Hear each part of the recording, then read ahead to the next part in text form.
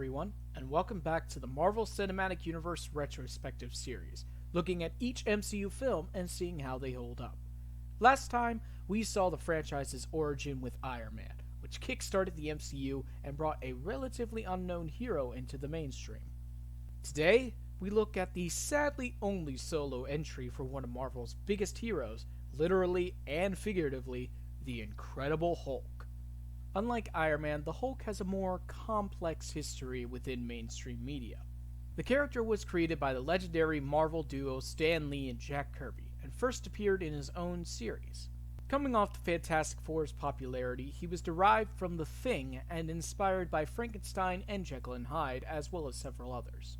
The idea was to have a character continually struggling with two personalities and ask what makes a monster and a man. The Hulk was initially gray color, but was later changed to his iconic green look.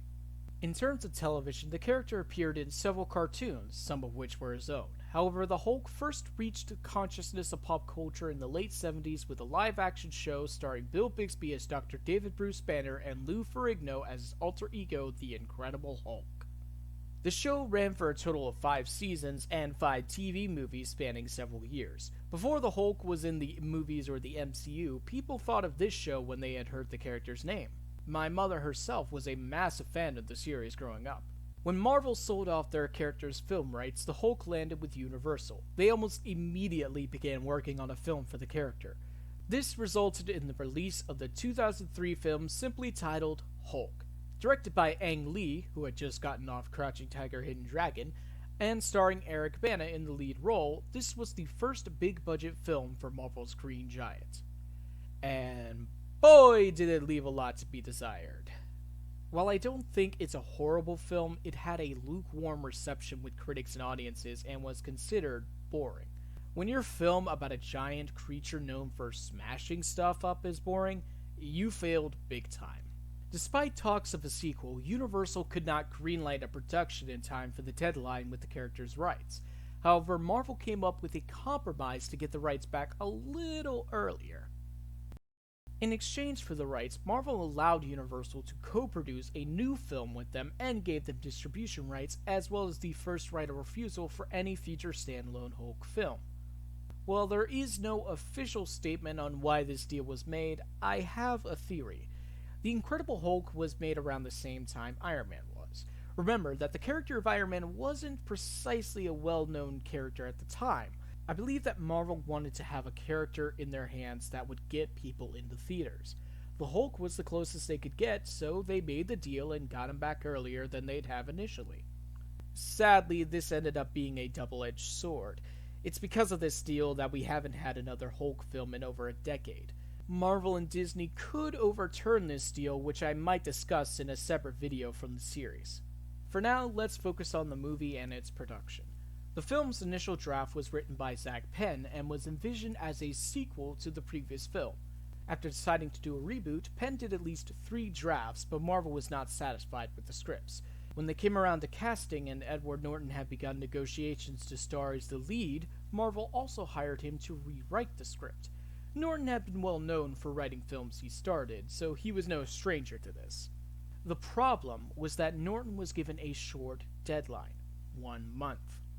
While he managed to turn in a good script in time, he continued to make revisions and even wrote new dialogues for scenes the day they filmed them. However, that wasn't what made the production problematic. What ultimately severed Norton and Marvel's relationship was the film's final edit.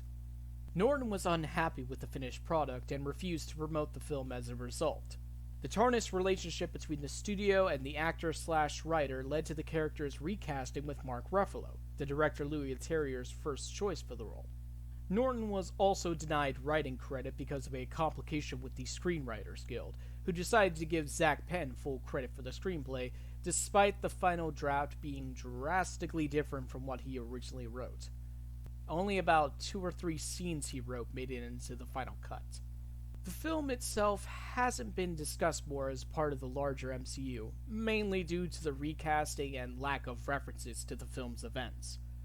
It did slightly better than its predecessor critically, but it seems to have faded more into obscurity and even some debate if it's still canon. I think it is, and to prove it, I'll show you exactly why. The film opens with a montage showing the Hulk's origins. Strangely enough, this opening parallels a lot of the events of the previous movie. The only major difference is the cast, obviously, and the exact origin of Bruce's powers, which resemble the TV show's origins, one of the many homages seen in the movie. The similarities make sense considering this was originally a sequel. The film even had Avi Arad and Universal's Gale Anne Hurd as producers alongside Kevin Feige. Both had produced the previous movie. As an extra bit of trivia, there's an extra 70 minutes of footage that didn't make it into the final cut, the majority of which was extended scenes from the opening montage. Seeing it now feels like a soft reboot for the character. The exact explanation of the montage is revealed throughout the rest of the film. However, to keep things simple, I'll just explain it here. But I'd better do it right. Previously on The Incredible Hulk. General Thaddeus Thunderbolt Ross, played by William Hurt, revives an old super soldier program for World War II. This is, of course, referencing the events of Captain America the First Avenger, but we'll save that for another time. Anyway, he approached a scientist named Dr. Bruce Banner, played by Edward Norton, who experimented with gamma radiation. Banner had been dating Ross's daughter, Betty, played by Liv Tyler, at the time, so she joined on the project as well. The two didn't know that Ross had lied to them and said the project was for radiation resistance and was intended to help cure disease. Banner was so sure of the work he was doing that he decided to test it on himself. The resulting radiation mutated him into a giant, angry, and green creature later dubbed the Hulk. The quote-unquote accident resulted in the deaths of a couple of scientists and engineers working on the project and injuring Betty and the General. The Hulk escapes the lab and reverts to Bruce, who visited Betty in the hospital. There, Bruce is confronted by Ross, who reveals the truth and demands he be handed over to the military. Bruce goes on the run to keep Betty safe and the Hulk away from Ross. An alternate opening expands on this by showing Bruce traveling north and attempting suicide, but the Hulk doesn't allow him. Wow. That was a lot. Anyway, this leads us to the film's present, about 6 months later. Bruce is hiding out in Rio de Janeiro, working on controlling the Hulk as well as a possible cure. What I love about this is the exact way in which he transforms into the Hulk. It's not just tied to his anger, it's his heart rate. When it reaches over 200 beats per minute, the Hulk takes over, so when his adrenaline is high, he's in danger. It almost feels like a primal instinct. The Hulk comes out because he must defend Bruce. It's a great way of showing how the two are intertwined.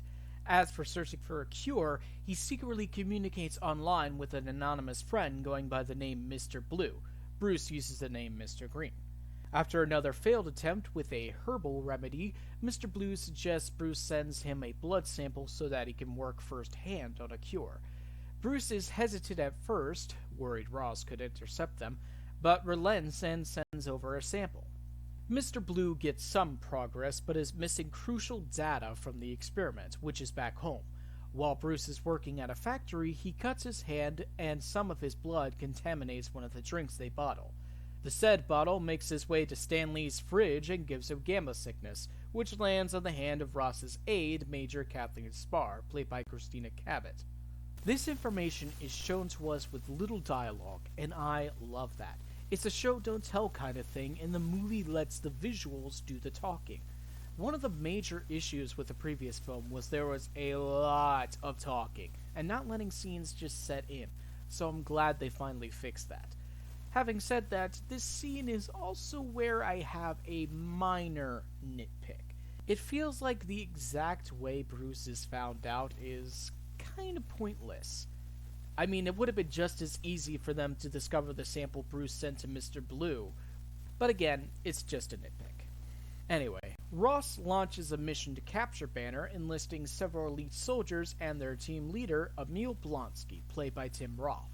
They head down and go after him. However, Bruce gets the upper hand by having a running start. Also, here's a little scene to really hammer in that Blonsky's the bad guy. Bruce makes his way to the factory, where he's jumped by some workers. This essentially leads to the Hulk coming out to play. The best part of the action here is how little we see of the Hulk. Not only does it save the cost on effects, but it also plays into the mystery and the horror of the creature. In the opening montage, we only had a POV shot from the Hulk's eyes. Here, the factory is dark and it's night. This allows the imagination to fill in the blanks. The Hulk fights off the soldiers and stares down Blonsky before escaping to Guatemala. He reverts to Bruce and decides it's time to head home.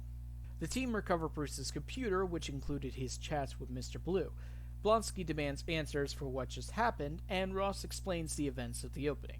He also offers Blonsky a prototype of a serum they made from Banner's work, enhancing his senses, strength, and agility. Bruce eventually makes his way to New York and stays with an old friend Stanley, played by the original Incredible Hulk voice actor Paul Soles, who runs a pizza shop. He uses the shop as a cover to deliver pizza to the university where they did the Gamma experiment and tried to recover the data. This gives us the most wholesome Lou Ferrigno cameo, who also provided the vocal performance for the Hulk. It also gives us one of the MCU's weirdest retroactive inclusions. There's a character in the film credited as Computer Nerd, played by Martin Starr. The role was a non-speaking cameo, though there is a deleted scene that gave him dialogue with Bruce. Why is this important, you ask? Well, almost a decade after this movie came out, Starr appeared in Spider-Man Homecoming as Peter Parker's teacher, Roger Harrington. Marvel decided to make both characters one person since they were played by the same actor.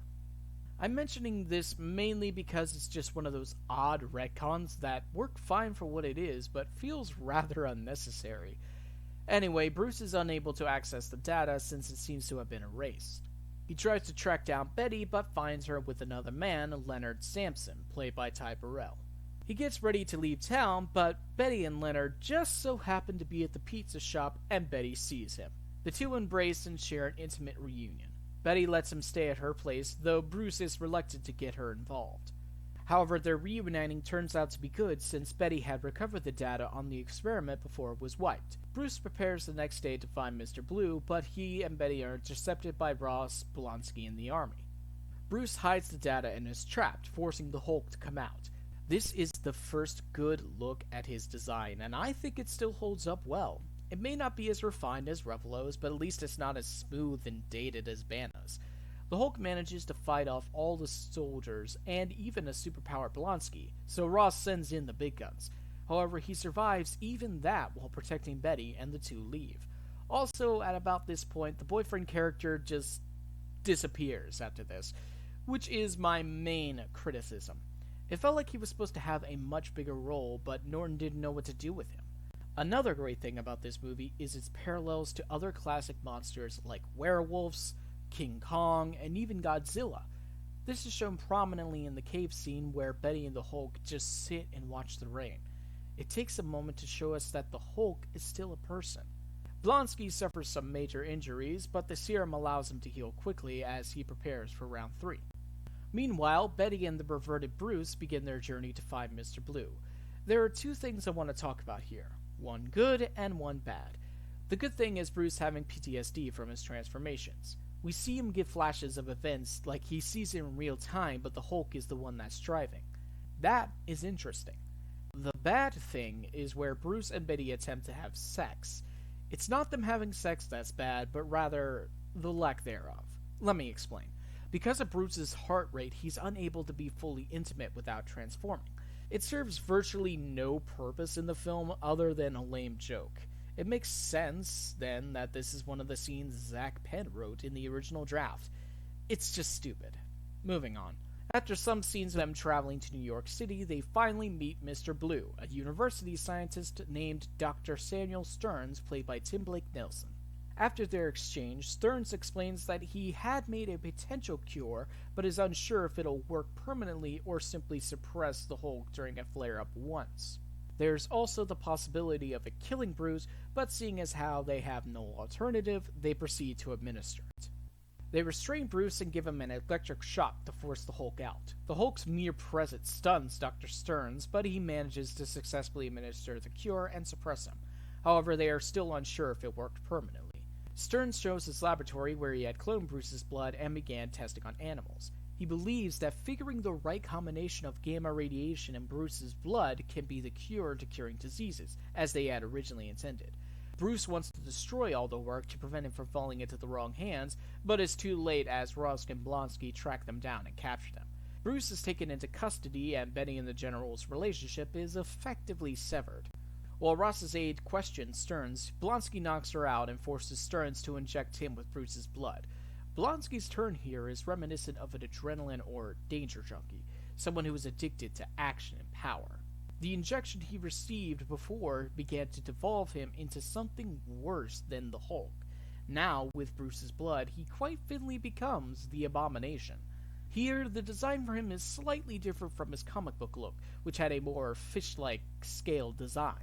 However, I like this change. It almost looks like something in his primal DNA was brought to the surface and increased tenfold. It's quite intimidating. The Abomination trashes the lab, leaving behind an injured Stern whose own blood comes into contact with Bruce's, which begins to expand his brain. This was meant to be a setup for a sequel, with Stearns becoming the leader, a well-known Hulk villain from the comics. However, there has never been a mention of the character since this movie came out in the MCU. But that shouldn't mean he'll never show up again. With Ross making more frequent appearances in the movies, and Tim Roth set to appear as Abomination in the She-Hulk series, I wouldn't put it past Marvel to have Tim Blake Nelson come back. It's just a matter of when, where, and how to use him. Anyway, the Abomination begins causing massive destruction in Harlem, which gets Ross's attention, flying away with Bruce and Betty. At first he says to nuke the place, but Bruce suggests he goes and at least try to steer him away from the mass populace. Although still unsure if the cure work, Bruce falls from the helicopter they're flying in and crashes straight into the ground. From the crash, the Hulk emerges, who faces off with Abomination.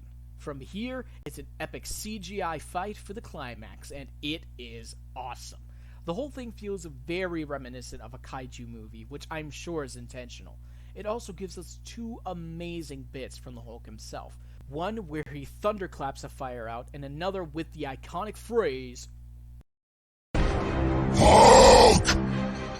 Smash!" The fight ends with the Abomination at Hulk's mercy, but Betty begs him to be spared. At this point, dozens of people are gazing in awe at this being before them. Ross lets the Hulk escape and he disappears into the night. Sometime later, Bruce is now hiding out at a cabin in British Columbia. He works on his meditation, but seems to allow the Hulk out with his eyes glowing and lips smirking. This sort of alludes to how he'll transform in the Avengers, but I'll save it for that movie. I just like its ambiguity, leaving the audience wondering the Hulk's exact status within Bruce. In a first and last for the MCU, the post-credits tease is done before the credits. Not sure why this is exactly. Maybe it was something Universal wanted. Anyway, the scene has Ross wallowing in his failure at a bar before he's approached by Tony Stark himself. That's right, Robert Downey Jr. makes a cameo to help solidify the film's canonicity. He tells Ross of a team being formed, another setup for the Avengers. There's actually an extended version of this scene used in a one-shot, which I'll cover another time. And with that, the Hulk solo adventure ends. Despite the film not being the best of Marvel's Phase 1, I thoroughly enjoyed it when it first came out. Now, I have an even deeper love and appreciation for all that went into it. I don't think it's perfect. The problems I listed before are keeping it from being such. But I think it deserves a lot more attention than it usually gets. This was the kind of Hulk film I wanted to see on the big screen, and while the MCU would later perfect the character, this was definitely a step in the right direction. While Marvel began to struggle with what to do next with the Hulk, they decided to go ahead and greenlight a sequel for their other hero, which was released just 1 year after its first film. Join me next time when we take a look at Iron Man 2 and see if time has helped what was initially a lackluster successor. Until then, be sure to subscribe and turn on the notification bell so you can be ready for when the next video comes out. Thanks for watching. If you enjoyed the video, feel free to hit the like button and share with friends. Stay safe, and I'll see you soon.